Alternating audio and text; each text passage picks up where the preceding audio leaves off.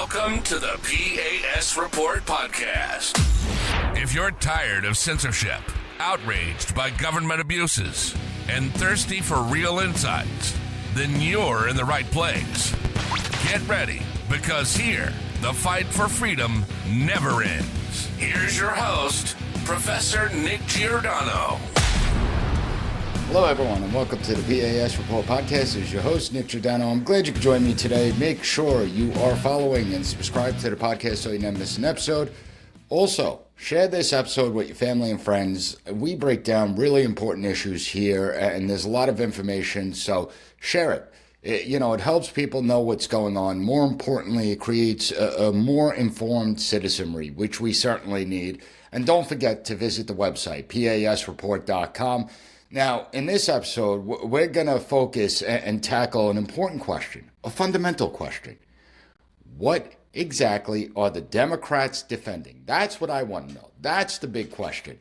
Because if you've been paying attention over the last few years, you'll notice that there's a recurring theme. It's getting harder to tell what the Democrats actually stand for.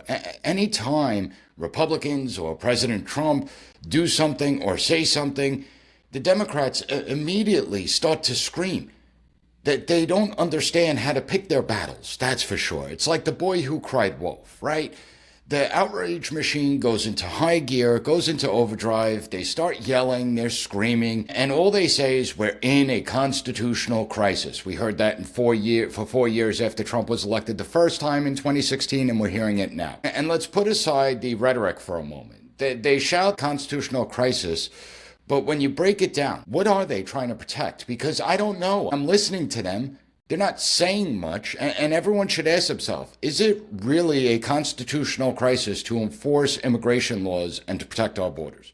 I'd like to know. Congress has the authority to set those laws, so if the law says people can't enter the country illegally, how is it a constitutional crisis for federal agencies to actually enforce that law? I'm confused. I don't understand it.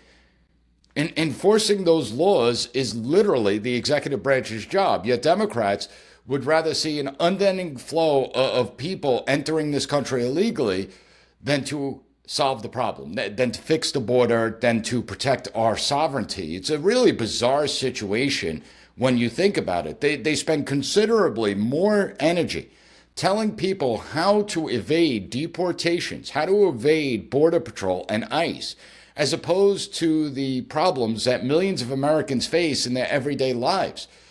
See, the true crisis here isn't the enforcement of our border, isn't the enforcement of immigration laws. It's the intentional neglect of a fundamental responsibility by those in power who should be safeguarding the nation's borders, who should be calling for deportation, telling people to come the right way to this country and to protect our sovereignty as a nation.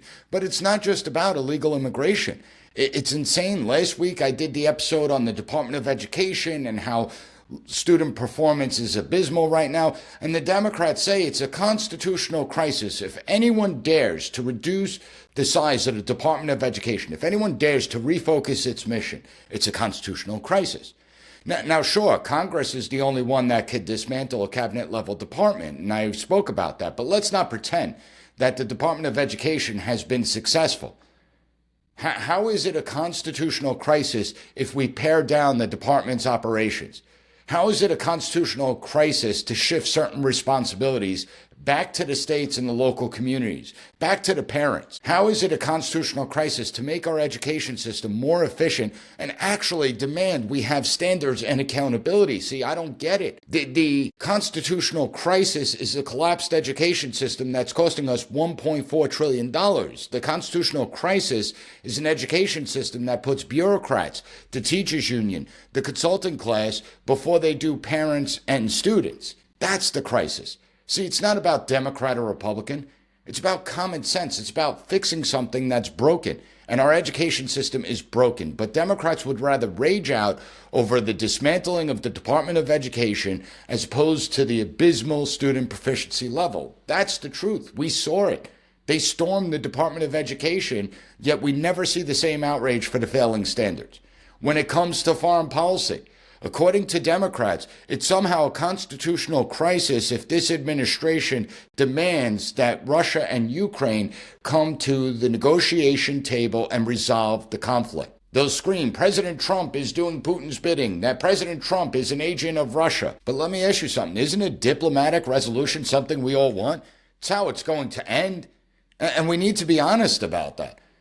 I talked about Ukraine when it first started. Russia was obviously the bigger, more dominant country. There was nothing that was going to change that fact. Yet we had the last administration sabotage a ceasefire that could have resolved, could have gotten it through in May of 2022, but they sabotaged it.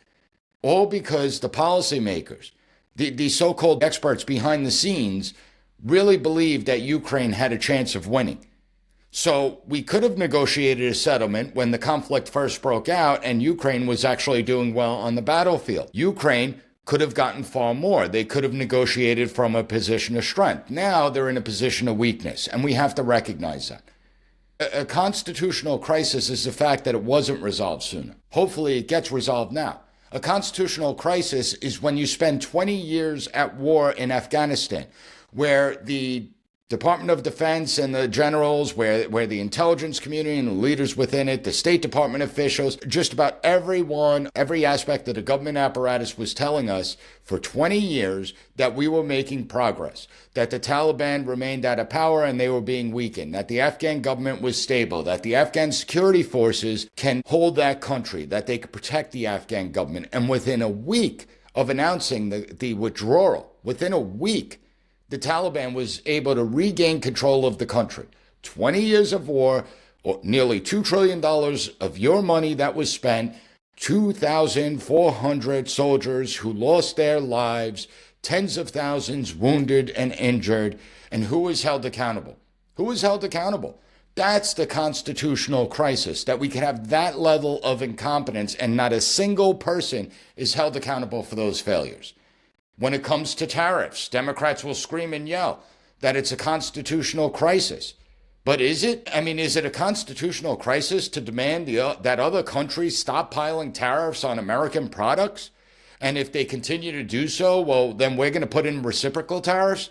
Is that really a crisis? I mean, the Democrats call this a crisis, but let's be honest. Every president has the right to defend America's economic interests. And it's about time that there's a president actually willing to do just that, instead of just paying lip service or telling the American people they need to learn to code. When did it become a constitutional crisis to put America first in trade policies and negotiations? When? I'd like to know, because as a political scientist, I don't know. So you see, the Democrat Party has been losing ground because their entire platform revolves around labeling everything as some sort of existential threat to our republic. Well, they say to our democracy, but it's really a republic. And they scream that it's a constitutional crisis. Understand, they provide no real solutions, they provide no counter arguments, and they definitely have no coherent vision to solve the everyday problems that ordinary people like yourselves and myself face in our everyday lives. And then they wonder why they lost the 2024 election. They spend so much time fighting against everything and never bothered to explain what they themselves stand for. Never. All they do is want to preserve the status quo. They want to waste spending. They don't mind that the bureaucracy is out of control. They don't care about these things. They don't care about the problems we face. And all you have to do is take a look at the whole wasteful spending debate that we're hearing now. Sure, Congress holds the power of the purse. Nobody's disputing that. That means if Congress allocates funds for specific purposes, the president cannot simply just ignore those allocations and say, we're not spending the money there, and we're going to spend it here, or we're just cutting it. However, within the framework of our government, the president does have wide latitude when it comes to discretionary spending.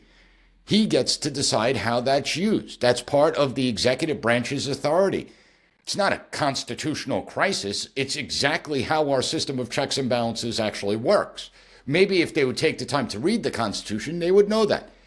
Because if you turn on, the media or listen to certain politicians, you'd think that it's an abuse of power for this administration to decide how best to use discretionary funds. And unfortunately, Democrats don't care about this.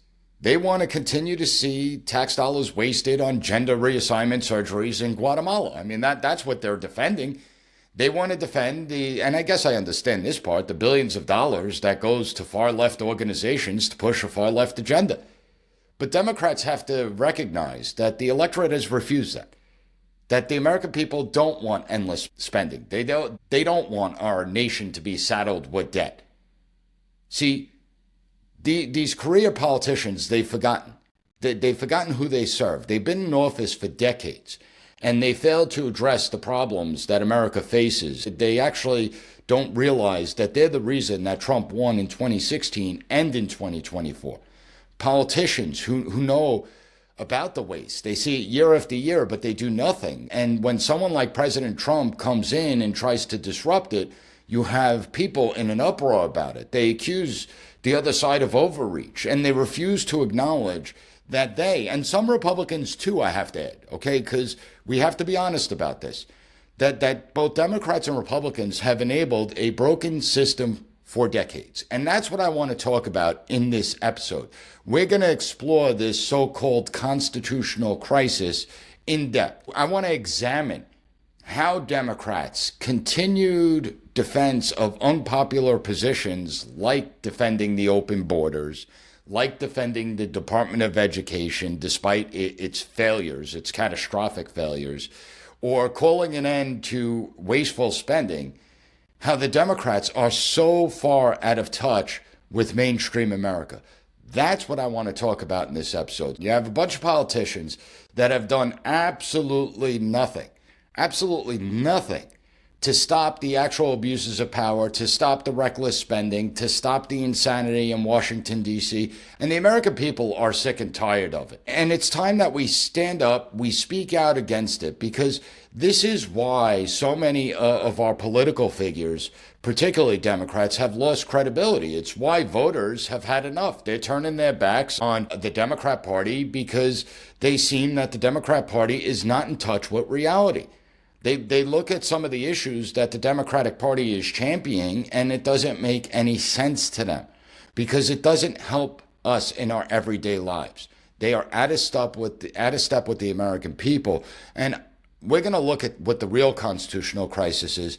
But before that, I want to talk about what's going on with this idea of DOGE and wasteful spending, because you have Democrats that essentially are defending these unpopular and wasteful programs. We're talking about billions, hundreds of billions of taxpayer dollars throughout the years, over $1 trillion, that deliver little to no tangible benefit for the American people. And if you're wondering why Democrats lost touch with the American people, why they lost so decisively in the 2024 elections, this is actually a big part of it. That's what they need to pay attention to. And I want to play a clip from Senate Minority Leader Chuck Schumer. Thank God he's the Minority Leader, because he recently was holding a press conference.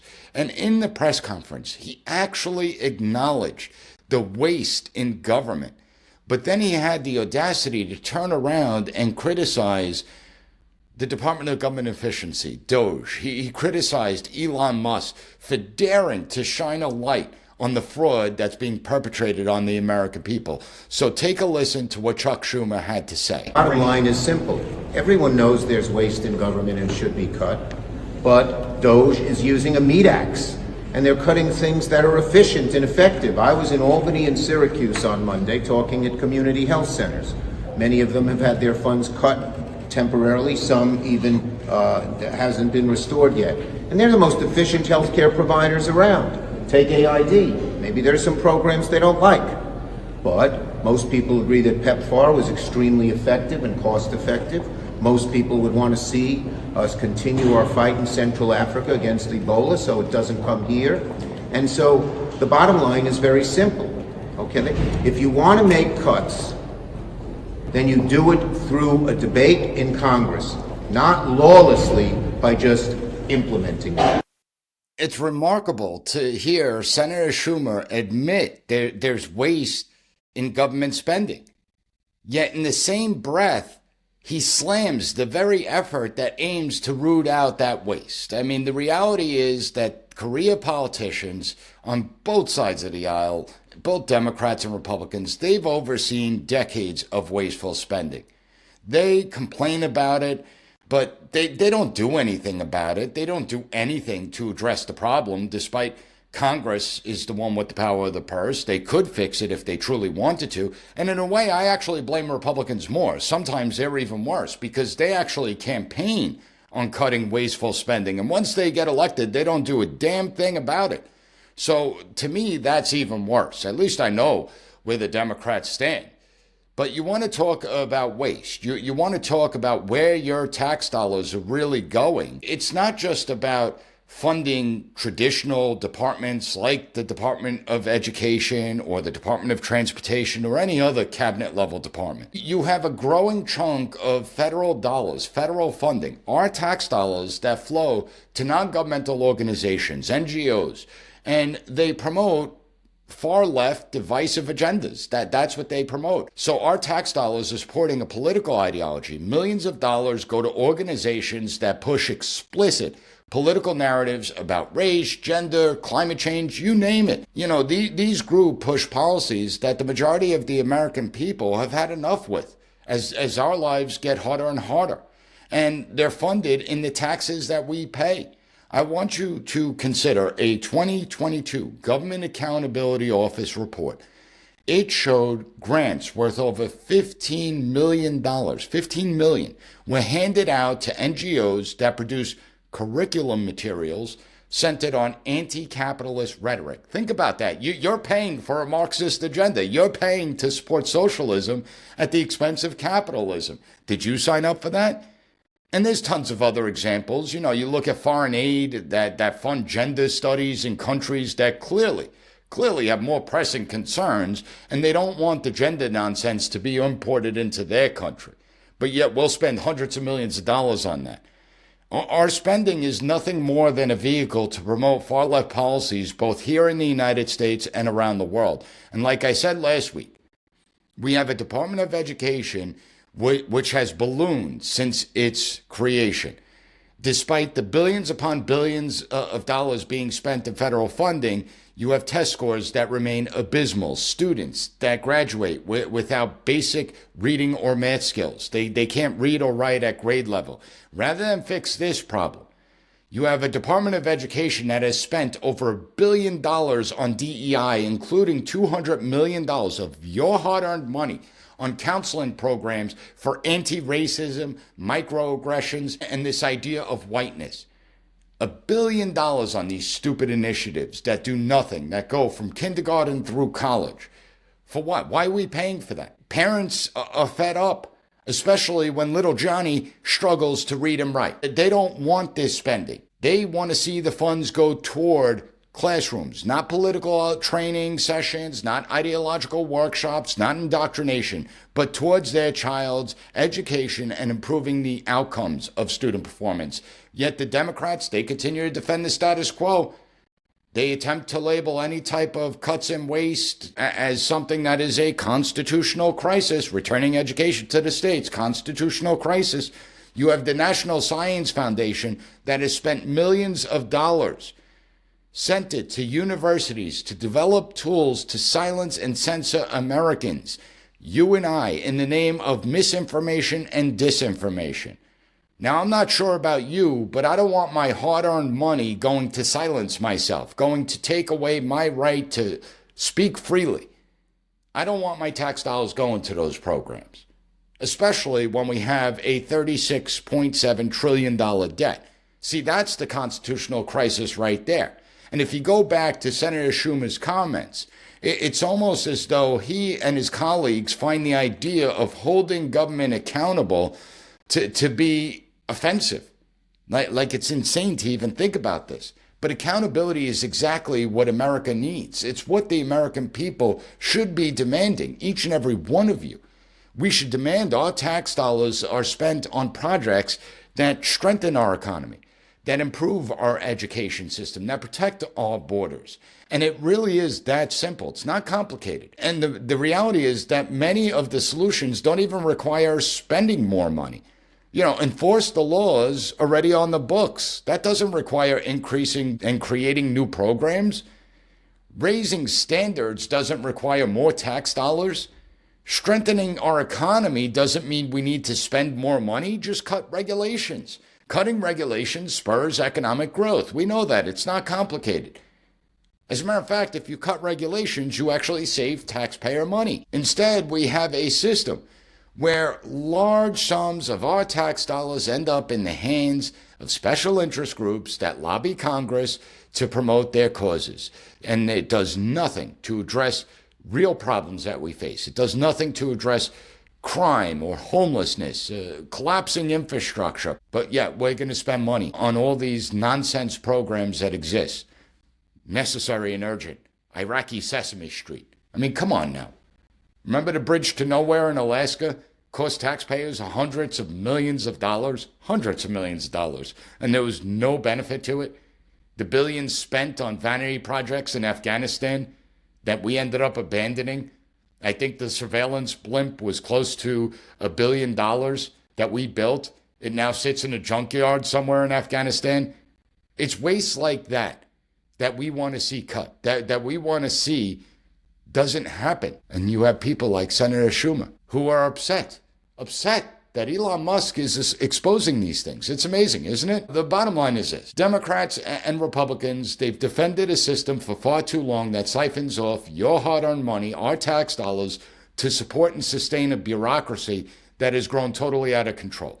They're more upset about someone exposing them and trying to rein in the out-of-control spending than they are about the fact that this has gotten to this level. They don't want to solve the problem. They don't care. And it's a slap in the face to every single American because they express more outrage over cutting wasteful spending than they do holding bureaucrats actually accountable for the gross abuses of powers that we've been witnessing over the last 2 decades. That's the insult. That's an insult to every single American. Let's talk about the selective outrage that we're seeing from politicians, the media pundits. It's an outrage that's aimed squarely at Elon Musk, Doge, and even President Trump. Rather than have outrage towards the well-documented abuses of power, I want you to take a listen to Michael Steele, an MSNBC pundit. He's the former Republican National Committee chair. He's now expressing outrage that Musk supposedly has all this data on Americans. Take a listen to what he has to say. So I just like to see somebody wake the hell up and get excited about the fact that your country is under assault. They're not at the gate anymore. They're in your bedrooms. They're in your living rooms. They're in your businesses. They got your data, dumbass. They got all your stuff. Elon Musk has his tentacles in everything you're doing, not just off of X, but now he's in the Treasury Department. He's in the Labor Department. He's in the Department of Homeland Security. And nobody seems to give a damn. Exactly. So that's all I want, somebody to show that they care enough to get off their fat ass and say something about it. He's outraged. So here's the question. Where was his outrage when the IRS was targeting conservative groups because of their political beliefs? Where was the outrage? Where was the outrage when the CIA was caught spying on sitting members of the United States Senate Intelligence Committee, the same senators who actually have oversight over our Intelligence Committee? Where was the outrage when the FBI abused the FISA process more than 250,000 times, illegally obtaining data on American citizens without proper justification or warrants? So where was his outrage then? See, it's selective concern over data and privacy, and it's nothing more than a political tool. Steele, the media, the Democrats, Republicans, they're less bothered by the repeated abuses of power at the hands of the bureaucracy than they are about cutting spending or controlling borders. They don't care about government overreach. They don't care. It's the moment someone like Elon Musk decides to shine a light on the government bloat or the inefficiencies, now they see a threat. Interesting how that works, right? The Democrats keep making... Elon Musk wasn't elected. That's their primary argument. So what? The majority of the federal bureaucracy wasn't elected either. So what's your point? Most of the power wielded in Washington, D.C. comes from career bureaucrats and appointed officials.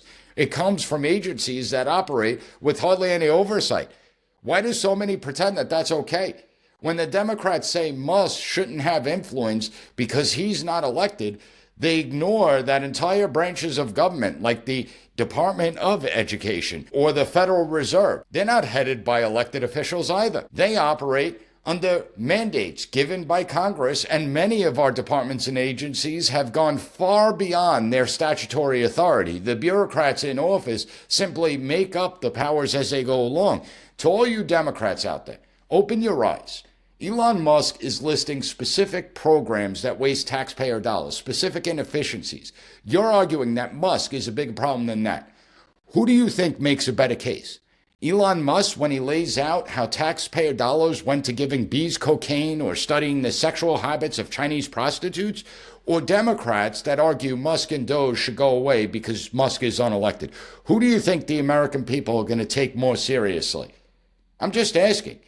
Because the real issue here is accountability. If the president appoints someone to cut government waste, shouldn't we at least see what they find and have a discussion about it before dismissing the efforts that are being made? If Doge is uncovering billions of dollars that's being funneled into waste or redundant programs, you would think that everyone, Democrat, Republican, it wouldn't matter, would be celebrating that news and work together to actually fix the problem. But instead, we see outrage, as if exposing government inefficiencies is a national security threat. It's such a joke.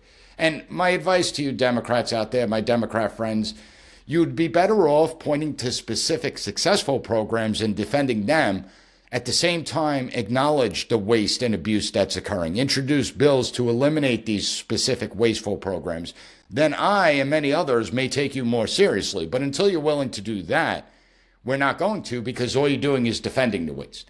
And that's exactly what you're doing. So sorry, you don't have the credibility to speak on this issue. You people have been in part of the DC machine for decades. You built relationships with the lobbyists, the NGOs, the bureaucrats who thrive under this system.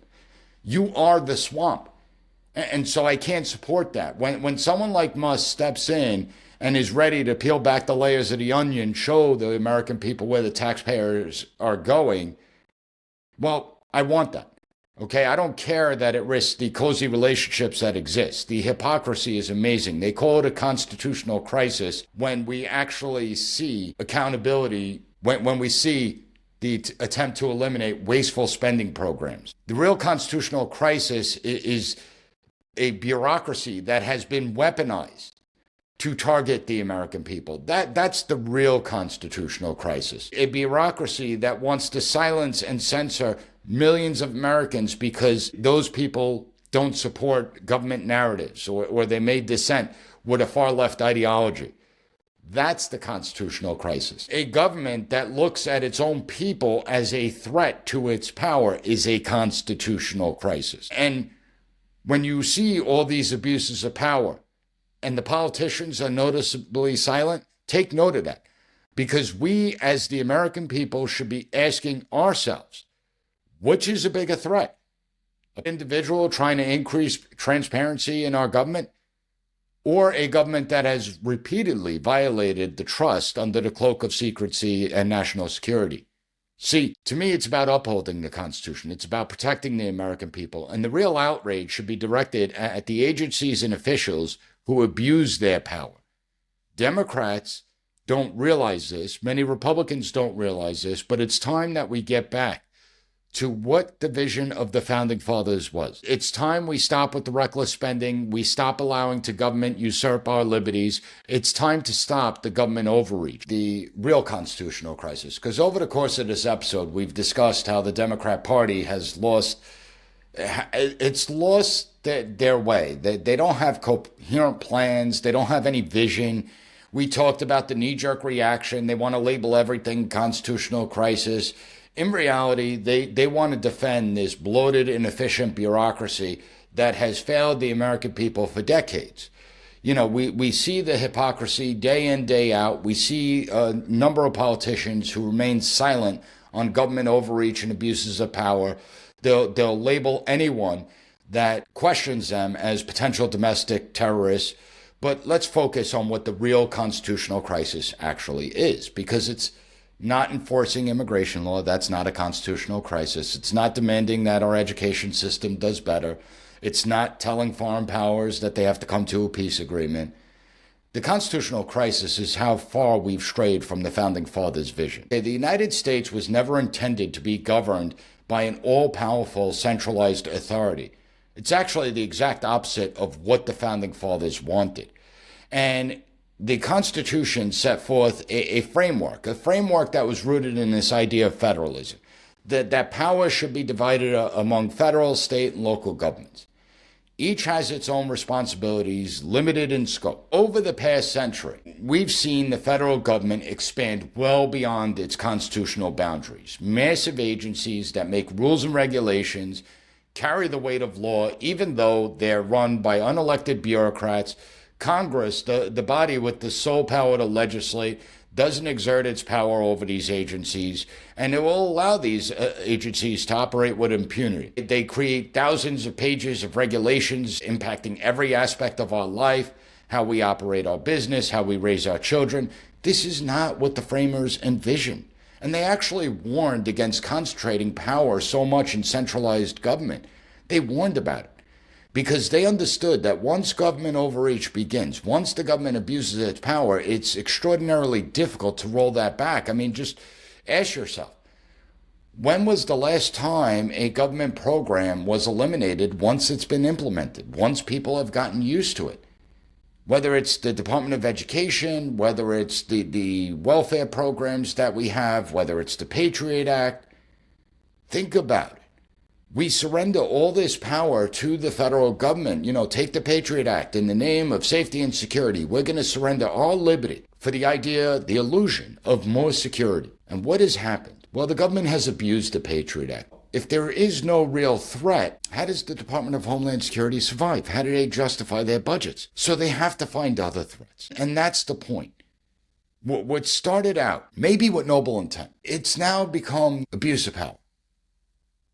When we look at the Department of Education, it used to be called the Office of Education. It would just simply coordinate data, may issue some advice, guidelines, make sure that, things like the IDEA Act are being enforced, that students with disabilities aren't being discriminated against, that people aren't being discriminated against with race and gender. Now look at it. It's a federal behemoth that has gotten entrenched in all these different aspects, but not education. That's the amazing part. And despite pouring billions upon billions of dollars in it, educational outcomes have declined. The founders believed that education should reside with local communities. It should reside with state governments, that the people should be the ones that make the decision. But we've seen the power shift to D.C. We see the same thing when it comes to healthcare, environmental regulations, law enforcement. You see all these federal agencies, they've grown massively, and they've usurped the authority of state government, local government, and the people. And this drift away from federalism has led to the administrative state.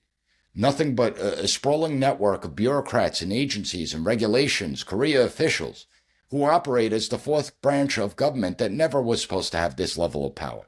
They're not answerable to the voters. There is something very wrong with that system. There is something very wrong with the system where 84% of all political donations from federal workers goes to one political party. That tells you a lot.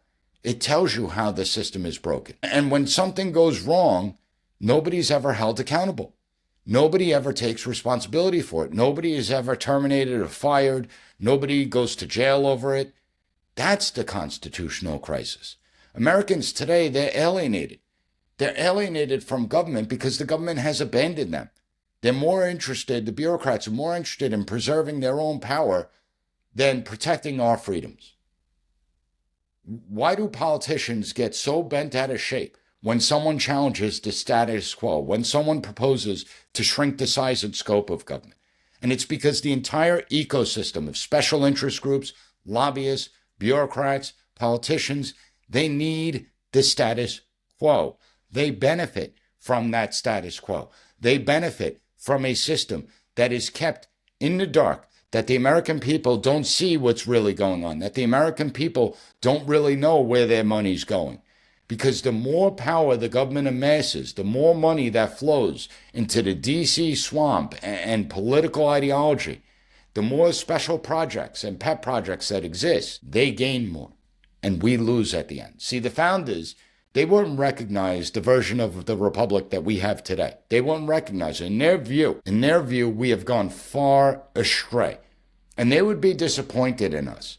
Part of the problem is that we weren't educated on the premise of the United States. And many of us believe that it's the government that gives us our liberties. And that couldn't be further from the truth. Today, we see federal agencies dictating every aspect of our lives. They dictate it. And unfortunately, we've allowed it to happen for far too long. It's time that we wake up. It's time to get back to our roots. It's time that we recognize that the genuine constitutional crisis isn't the idea of cutting wasteful programs, enforcing existing law, providing an education that actually educates students, making sure that we know who's coming into this country, that we determine who can and can not come into this country. That's not the constitutional crisis.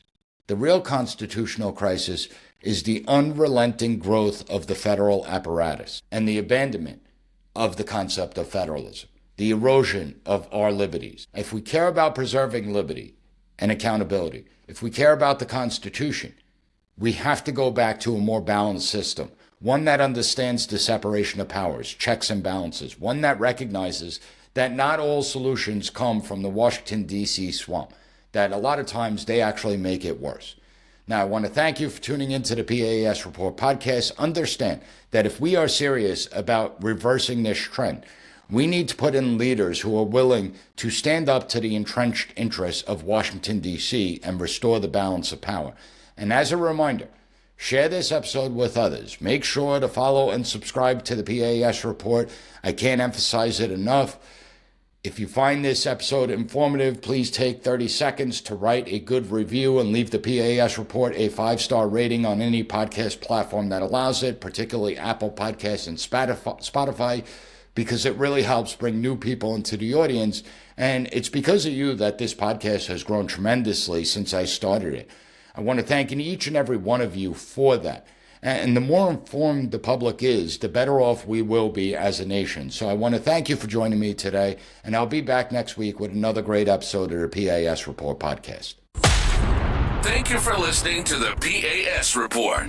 Don't forget to rate, share, and hit that subscribe button. That way you'll never miss an episode. For more exclusive content and updates, visit us at PASreport.com. And follow Professor Giordano on all social media platforms at P.A.S. Report.